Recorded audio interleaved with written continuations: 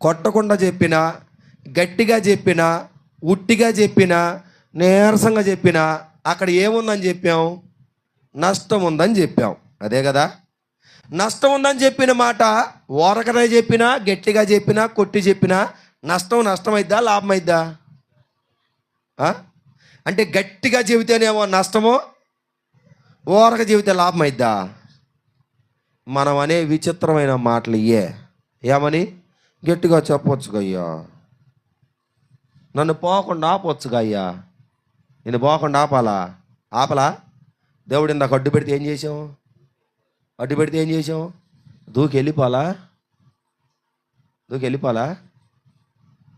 అంతే చెబుతాడులే.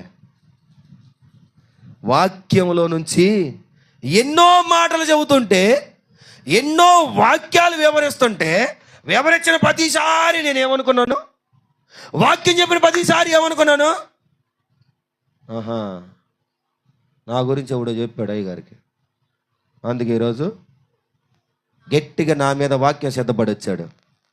నాకు తెలుసులే ఆయన ఏ ఊరి గురించి